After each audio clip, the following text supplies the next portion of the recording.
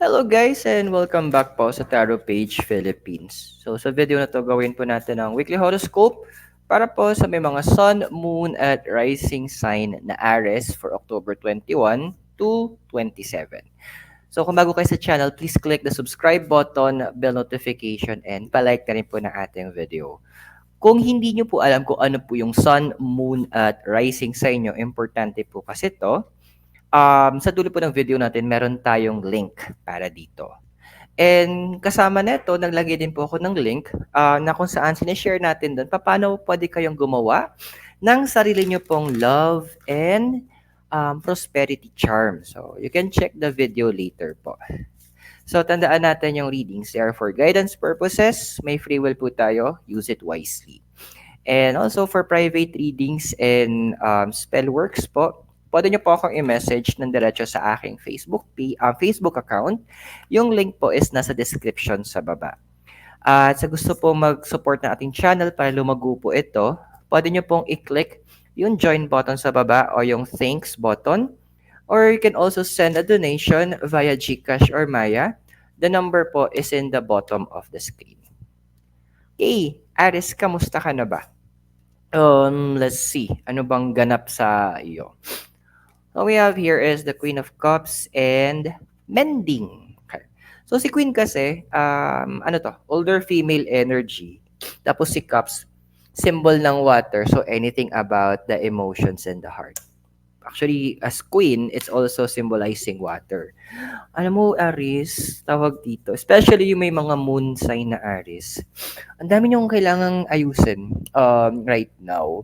Siguro part to ng ano ng yung transition ng Pluto from Capricorn going to Aquarius. So, magkakaroon kayo ng moments sa kung saan may mga babalik, kahit hindi retrograde ng Mercury, may mga babalik from your past, and this will help na magkaroon ng start ng healing para sa iyo with the mending. So mga medyo from minor na nakasakit sa iyo, so pwedeng mga nagsinungaling, nangalunya, lalim, nangalunya, mga nangako na napako, you can expect na i-cross yung path mo sa kanila. Siguro hanggang November to eh. Mga mid na November mangyari to or latter part ng November. So anytime from this moment onwards, andoon na magkakaroon ka ng mga lines sa kanila. Magkakaroon ka ng moments, siguro yung mga tipong possible common friend ng isang friend mo, tapos you had a meeting, then andun din siya. So it could cause an awkward moment, yung parang, ba yan, ba't andito? Mga ganong eksena. Pero kailangan yun. Kasi, in the next, sabi nga ng mga astrologers, yung mga cardinal sign, which is kasama ka dun, Aris, in the next 16 years, this is your good karma years naman. Ikaw naman yung bibigyan ng good things in life. Pero how can you accept good things kung andoon yung scenario na you are in a negative position, or sabihin natin na negative position, yung emotions mo is not fully fixed. Hindi gugustuhin ng universe na bigyan ka ng kumbaga sa pagkain, kailangan linisin natin yung plato. Sabi ng universe, kailangan linisin yung plato mo bago natin lagyan ng pagkain yan. Kailangan mahugasan yan, yung pinagkakanan mo, kasi madumi. Hindi mo makakain ng maayos yung food. Hindi mo ma-enjoy kasi hindi mo mauubos kung hanggang ilalim. So, sabihin natin yung plato may mga residue ng mga lumang pagkain. Girl, bad yun. That's not good for your health. So, imbes na makakatulong yung food para maging healthy ka, ang ending nun, baka magkasakit ka pa. Same thing with what's happening sa life mo ngayon, Aris. So, deep inside kasi gusto mo rin naman matapos na yung mga, kung ano mang achuchuchu yung dala ng mga nilalang na to, para mga close book mo na. Para at the same time, on your end, andoon na ma-release ka na rin. Yun yung may kailangan mo, eh. You need that deep level healing. Yung ang term do'n is inner healing. It's a deep level emotional healing na kailangan mo. Because marami sa mga sakit din natin, ang rooted siya doon sa emotions natin. Kumbaga andoon na nagre-react yung katawan natin towards what our emotions are bringing. So kung andoon na may mga hurts in the past, so you can expect magre-react yung katawan mo. So the universe wants to make sure that you are free from all of this psychological problems, psychological drama, emotional stress, emotional pains. Deserve mo naman kasi, and everybody who gets hurt, lahat ng tao na nasaktan, deserve na gumaling. Deserve na maghilom ang mga ngongo. Like, deserve maghil ang mga sugat. And that is where you are. Pero what is keeping you from, kumbaga, matanggap mo yung full healing mo? Huy, nakakahiya sa mga tao. So, meron tayo ditong Hierophant and Fork in the Road. Aris, hindi totoo. Huwag kang maniwala yung sa mga salita na wala akong choice. There will always be a choice. Yung mga tipong, wag nating gamitin yung term na nadala ko. To be honest, totoo no, nagpadala tayo. It's a decision na ginagawa natin. Hierophant kasi ito yung kung papababawin natin yung salita. Siya yung Santo Papa, siya yung Pope, siya yung spiritual leader. Pero this is also connected sa zodiac sign na Taurus. Now, si Taurus naman, it is tinatawag siya sa astrology bilang house of money and resources. Tapos fork in the road. Minsan kasi oras ang kalaban mo lang naman din. Minsan din yung pride. Kasi it comes din naman. Aries kasi, di ba? Personality kayo eh. The house of personality. So andoon na nakaset, meron kasi kayong target eh. So andoon na hindi niyo parang naiisip 'yun. Kumbaga parang ganito, parang sa gera. Kapag very determined yung sundalo, sobrang gusto niya manalo. Minsan sugat-sugat na hindi niya iniinda, hindi pinapansin. Matapos lang talaga, makuha lang niya yung end goal. May mga ganong that's actually ganun ka eh. Ganun yung yung ikaw as an Aries. Parang nararamdaman mo na lang yung sakit afterwards. 'Di ba may mga ganong eksena na nasugatan ng lahat-lahat tapos mamaya mapapansin, hala may sugat after nung nangyari, hala may sugat pala ako, hala may pasa pala ako. Hindi napapansin kasi yung determination mo, yung goal mo, eh masyadong malakas at andoon na nalulunod na yung sakit. Pero hindi natin pwedeng hayaan na ganun palagi, kapatid. Kasi if that will be the case, sa sugat, pwede tayo maubusan ng dugo, di ba? Yun yung pinaprevent ng universe. Maubusan ka ng life, maubusan ka ng support, maubusan ka ng um, personal power mo. You need to, kumbaga sabi nga ng cards na to, kailangan mo mag-take time na i-address kung ano man yung mga bagay na nanggaling sa nakaraan na kailangan makawala ka din. Kasi kung hindi, technically, ikaw yung matatalo, ikaw yung kawawa, ikaw yung, lagyan natin na ikaw yung ikaw yung kakainin ng sitwasyon. Okay? Tingnan natin, ano bang desire card mo kasi. So we have here, it's a 10 of Pentacles, tsaka round and round. Dude, hindi ka ganito, Aries. You like patterns, ganyan, na parang, gusto ko yung predictable. Hindi eh. Andoon na gusto mo ng order. Ayun. Kasi ang ruling card mo is Emperor. So, andoon na ang Emperor, leader yan. Gusto niya ng order. May law and order. Kumbaga, may rules. Pero yung predictable, hindi ka ganun eh. Pero bakit ganun yung nangyari? Kasi, andoon na gusto mong protektahan sana kung ano yung meron ka lang ngayon. Kumbaga, kumbaga sa isang kaharian na protektado na, ayaw mong mag-open ng mga pinto sa mga puwedeng refugees kasi may takot ka na baka mamaya 'pag nagpapasok ka ng tao ulit sa buhay mo or nag-involve ka ng mga ibang tao, new connection, yung connection na sabihin natin talagang personal na or malalim yung magkakakilanlan, natatakot ka na baka umabot sa punto na ma-betray ka. Natatakot ka na mamaya magulo yung pattern na meron ka. Gano'n talaga ang buhay. Life is very unpredictable. Kaya nga may kasabihan tayo, Aris, na ano eh, yung ano eh, everything change except change. Lahat nagbabago, pwera sa pagbabago. Which is true. Kasi ang pagbabago, patuloy na mangyayari yan eh. Laging nandyan yan. Laging, hindi siya hindi yan matatanggal sa buhay natin. It will always be there available. Kaya ando na kailangan sumabay ka doon sa mga pagbabago na dadalhin din ng universe para sa iyo. Hindi lang yung parang pag-bet mo lang or what not. No. Ito yung moment na kailangan ando na mag-flow ka doon sa avenue na kung saan doon ka nilalagay ng universe. Kaya, hindi, babasagin to ng universe para sa iyo eh. Kasi kapag andun ka nag-stay ka sa pattern lang, sayang. Hindi mo makikita yung beauty ng mga ginagawa ng universe. Kumbaga parang sa travel, minsan kailangan ng mga detours. Kasi nga, yung papunta, ganyan. Parang dito, papunta dito sa Benguet. Nasira yung kalsada sa Cap 7 yata, sa may Cannon Road. So, may detour.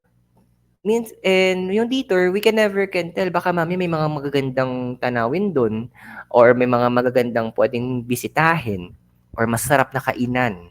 Minsan sabi nga the detours of life sometimes bring us to the one of the best spots in our life. Minsan yung mga segue natin, yun yung mga nagdadala ng mga magagandang tanawin at magagandang experience para sa atin. So, wag ka matakot kapag hindi bibigyan ng universe sa'yo yung na gusto mo ng predictable. No. You are more than that, Aris. Okay? Ano ba yung foundation mo kasi? So, we have here is the card of death and milk and honey. Okay. So, si card of death, di ba sabi kasing death, hindi naman tegi booms to. Ibig sabihin din ito, that is about transformation. So, pwede mo siyang tignan yung parang yung higad. Ayan. Di ba yung higad parang gapang-gapang yan, kain-kain, kumakain ng dahon. Tapos eventually, magkakaroon ng cocoon. Tapos after some time, after noon, magiging butterfly. Yun yung death. Yun yung sinasabi, metamorphosis, changes. Ito yung sinasabi ng card. Kumbaga, ikaw ay magiging a better version ng sarili mo. So, connected din to with the zodiac sign Scorpio. Si Scorpio naman is about passion. Mga daredevils. Milk and honey is about the blessings.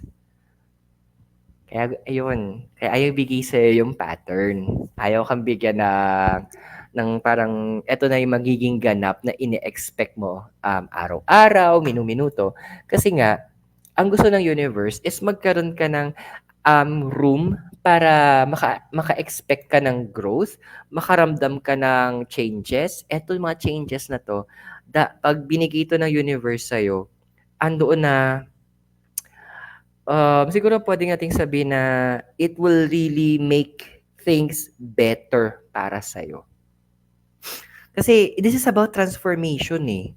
Ito yung moment na kung sasabi ng card of death, ito yung moment na bibigyan ka ng mga bagong bagay. Minsan may mga parang sa pagtatanim, minsan kailangan mamatay ng isang buto ng ng halaman para pwede siya itanim, para pwede siyang tumubo ulit, para pwede siyang lumago, para pwede siyang umangat, para pwede siyang lumaki. Yun yung gustong ipahiwatig sa'yo. Because once you have done that, once ginawa mo yun, you can expect milk and honey. Kaya, meron yung verse, kung lang pong relate siya, bilang siya nagpumasok sa isip ko. Sabi doon, for me to live is Christ and to die is gain. So once you die to yourself, once na yung lumang ikaw, yung ego mo, yung mga sabihin natin, mga lumang paniniwala, mga relasyon na hindi na nagsa-serve ng purpose, once yon natanggal, tinanggal at sinira na ng universe, ikaw na yung makaka-expect ng major changes sa life mo. Sila yung at yung mga bara sa alulod na tinatawag. Kaya minsan kahit anong dasal, prosperity, ganun spell, parang banishing ang ginawa or gagawin. Ano ba nag-influence kasi ng past? So we have here the Empress and the card mo is No Place Like Home. So si Empress kasi female energy. So motherhood, ganyan. Si Mujay, feminine, tapos connected siya sa planet Venus. So si Venus naman is about love, about beauty. There's no place like home. Alam mo, anyway, nagigets kita kung bakit gusto mo ng patterns na nga. Kasi karamihan sa inyo, in the House of Aries, especially yung mga may moon sign na Aries, nakaranas kasi kayo na um, hindi maayos yung family. So, hindi may sabihin broken. Yeah, that's included. So, pwedeng may galing ka ng broken family. Or andoon na hindi naging maganda yung relationship mo with your parents. Nakapag-provide sila, pero yung emotional support, hindi mo na naramdaman. So, ang daming may ganun, madami sa inyo, especially yung Moon and Aries. Yun yung napagdaanan nyo. Kaya siguro naging matigas kayo. Tapos gusto nyo, in a way, nako-control nyo, nagkakaroon kayo ng control, yung desire to control yung mga nangyayari para hindi na maulit yung nangyari. Kaya ayaw mong magpapasok ng ibang tao sa life mo din to prevent na magulo kung ano yung establish mo na. Okay, I get you on that one naman. Pero hindi pa rin eh. Kasi andoon na with no place like home, you still feel alone. Parang naramdaman mo mag-isa ka pa rin. Parang nararamdaman mo na kung napanood niyo yung movie na Wish, yung character na si Magnifico, parang ganon. Kinontrol niya lahat hanggang ending, kinain din siya ng powers niya, ng control. Kasi ayaw niya na magpapasok ng mga tao dun sa mundo niya mismo.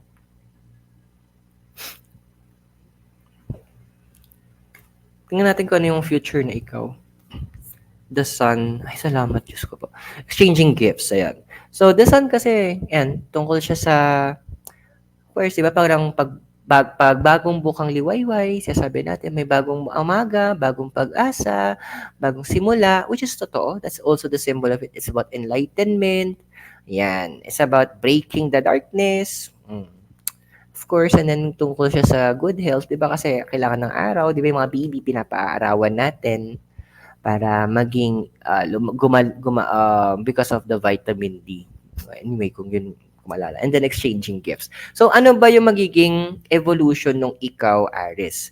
So, what I'm seeing here kasi, andoon na you know how to listen to good counsel. Marunong ka naman makinig sa mga ibang tao. Sa mga sinasabi nila. Kumbaga, ang emperor, di ba? Yun nga yung ruling card mo, di ba? Emperor.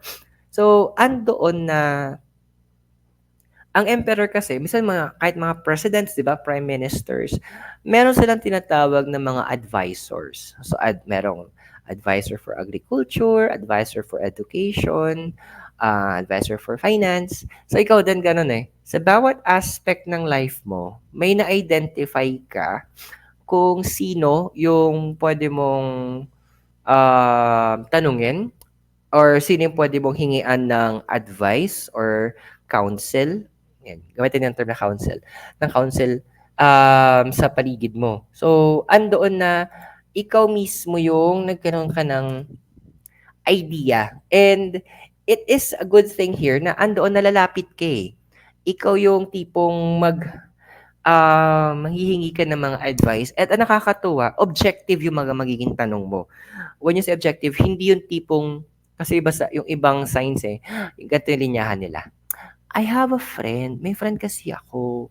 Ganito yung problema niya. Pero yung totoo yung friend na yun sila. Unlike you, Aris, medyo direct to the point ka. At it is sabihin mo na, ito yung problem ko. Ganto, ganto. Ito yung facts, pak. Ito yung kinoconsider ko, pak. Ito yung plano ko, pak. Ano sa tingin mo? It's more on confirming kung tama or mali yung gagawin mo.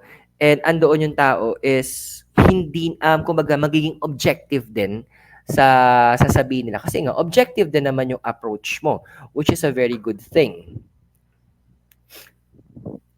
And with exchanging gifts, andoon na sabihin na lang natin na you will start to think about ano yung mga kailangang maging give and take situations mo, ano yung mga kailangan na medyo sabihin natin na iiwasan mo or ano yung mga kailangan mo na bigyan ng pansin.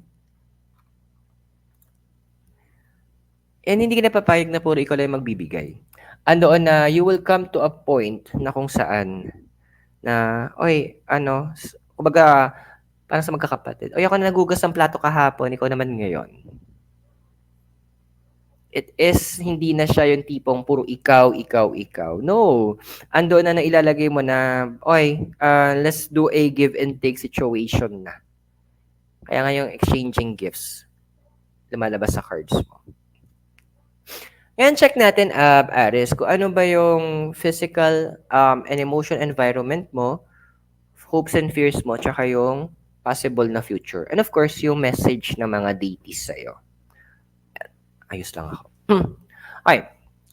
Ano ba yung physical environment mo? So, we have here una is yung 6 of Cups, tsaka go the distance. So, ang 6 kasi, number 2 ng harmony. Si Cups naman, symbol ng water, tungkol sa emotions and heart, and go the distance. Ayun, so, medyo ang dami sa inyo. Feeling nyo, nasa stuck kayo kung nasaan kayo. Parang walang progress. Kasi parang, tapos parang hindi nga parang feeling, hindi nga progress, parang andoon na bumabalik, parang umuusog kayo pabalik.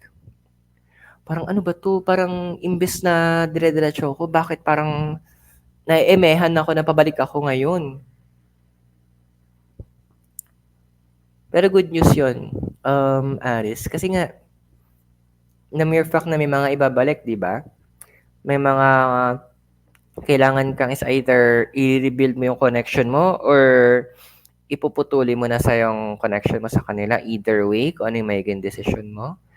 Yung pagbalik na yan, isipin mo parang yung sa tirador. Di ba? Paano ba ginagamit yun? Di ba? Hahataking ganun. Palikod. Pero kapag pinakawalan yun, ang bilis. Ang tulin. So, yung kumaga, kumukuha ka lang ng buwelo. At para makumpleto may pagkuha ng buwelo, eto na nga yung ika-cut off mo yung mga nasa likod mo. Ika-cut off mo yung mga, kumbaga medyo may mga, ayan nga, babalik tayo sa original card mo. May mga bagay ka na i-heal from your past. Kaya kasi Mending nandito, si paring Mending. Kasi ang hirap mag-move forward, ang hirap gumalaw, ang hirap mag-excel. Sa totoo lang, kapag ang daming mga ang daming mga kadena nakaraan ang humahatak sa atin. And letting go of them, healing them, actually, ano yun, responsibility mo sa sarili mo. Hindi lang siya yung, parang kailangan mong gawin, or gusto mong gawin. Hindi, kailangan mo siyang gawin kasi yun yung tama. Yun yung, kumbaga, parang tubo. Paano mo gagamitin yung tubo kung butas-butas nga? Sige, sabihin mo sa akin. So, we're just patching up yung mga butas. Inaayos lang ng universe yung mga kailangang ayusin. And, at the end of the day, para sa'yo din naman to eh. Ikaw magbe-benefit. And I'll share with you yung, di ko na-share ko sa'yo na, Aris, yung sinabi nung one of my favorite pastors na tinuring ko na parang ama na rin. Si Pastor Manny Cruz. I'm not sure kung nasa man siya with his wife, si Pastor Edith. I hope they're doing well. Sabi niya, Turn your scars into stars. Gawin mong between yung mga peklat mo. And mind you, ang mga peklat natin, usually yan yung pinaka-strongest na skin na meron tayo.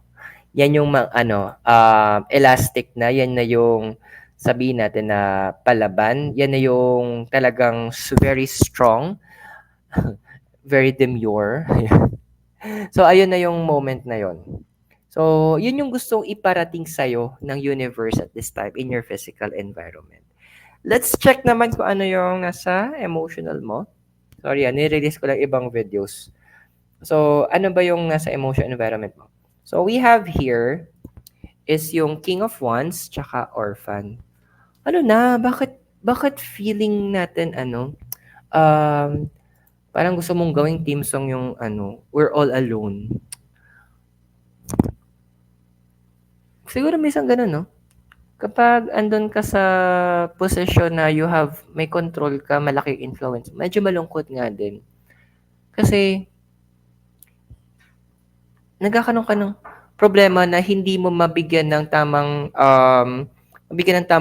atensyon yung sarili mo, hindi mo mabigyan ng tamang oras, hindi mo ma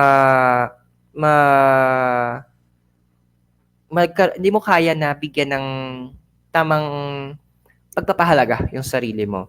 That's why with the card of the orphan, andoon na paano ba ito put into words? Hindi mo alam kung paano mong aasikasuhin yung sarili mo. Hindi mo alam paano mo bibigyan ng tamang atensyon. Hindi mo alam kung paano mo bibigyan ng tamang oras. And with the King of Wands, kasi King is the older male energy, tas Wands fire, which is a fire element ka pa. So, andoon na pinapakita ng card na to na sobrang nafo-focus mo yung sarili mo dun sa mga essential things. O, importante naman yon yung mga tina-target mo. Pero, ito na nga, sa sobrang focus mo doon, yung focus mo doon, hindi mo na bibigyan ng tamang oras yung sarili mo. Maybe that's why you're alone. Kaya kailangan din nating bigyan yung medyo kailangan natin magkaroon ng moment ng moment sa sarili natin, magkaroon tayo ng moment to do kung ano yung mga kailangan natin gawin. Siguro magkaroon ka din ng mga times na i-celebrate mo din yung mga small success mo sa life. Hindi naman kailangan kasi na bonggang-bongga yung mga celebration. Alam mo yung mga tipong, ako, bisang gagawin ko pag I'm happy, ganun. Yung mga, lang, parang very ice cream lang, very minor lang yung ginagawa, yung mga 30 pesos na ice cream. Pwede na yun. Happy na ako doon. So, wag mong hayaan na mapunta ka na na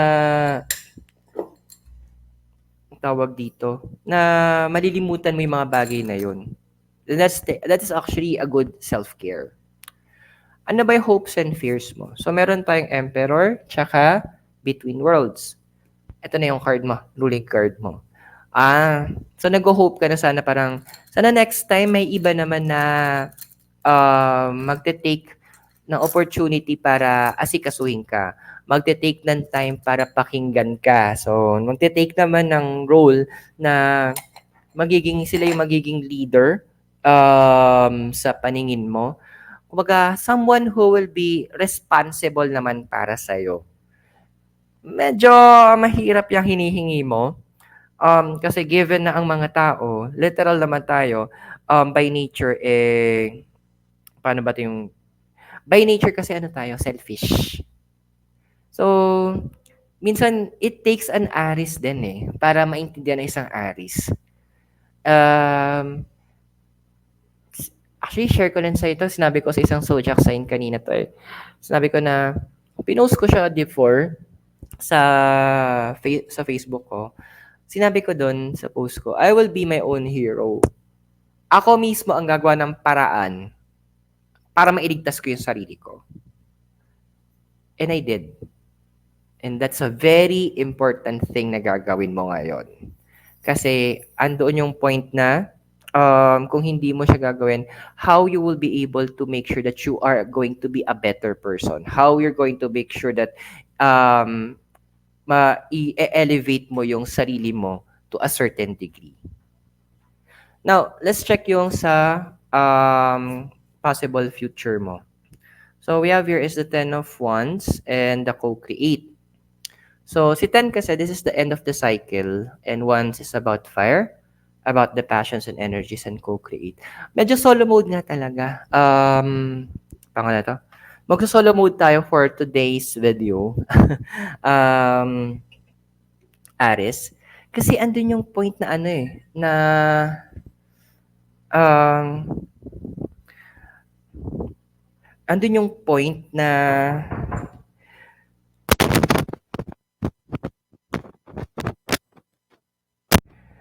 andun yung point na ano, na magso-solo mode ka. Why? Because with the Ten of Wands, there are things that you need to complete on your own. May mga bagay na ikaw muna dapat yung tumapos, ikaw muna yung magbigay daan. Kumaga, ano to, for the self muna. Bigay todo natin sa sarili natin to. Kumbaga, ibalato mo to sa sarili mo. Kasi, andoon na kapag natapos mo yung mga tasks mo na target mo, you can expect yung confidence, you will learn how to open up na. And this is the message of the deities para sa'yo. See? Connect siya. The sun, si Apollo, center self and a wish to shine. Literal, the sun is the center of our solar system. Siya yung nagsishine, siya yung center of attraction. Siya yung life giver, and that is who you are. You're a life giver. You are a person who is there for others. Now, let yourself be there for yourself naman. Kumaga, medyo kunin natin attention. Walang masama dun eh. Kung kailangan ikaw yung pansinin ng mga tao, go ahead. Let it be. Be the sun in their life. But don't forget na maging sun, mag-light ka din para sa sarili mo. So I hope nakatulong yung reading sa'yo at tandaan yung mga readings natin. They are for guidance purposes. Gamitin natin yung free will natin na maayos. And kung bago po kayo sa channel, please click the subscribe button, bell notification, and give this video a like. At for private readings naman po or for spell works, you can send me a message on my Facebook account. Yung link po is nasa description sa baba. And sa mga gusto pong tumulong na lumago po ang ating channel, you can click on the join button sa baba or the thanks button. Donations can be sent also via GCash or Maya. Number is in the bottom of the screen. So Aris, maraming salamat sa iyo. God bless, Namaste, Hare Krishna, and blessed be. At naway magkita tayo very soon. Mula po dito sa La Trinidad Benguet, kasama po si Mikay Noodles. Aris, you have a great day and see you soon. Thank you.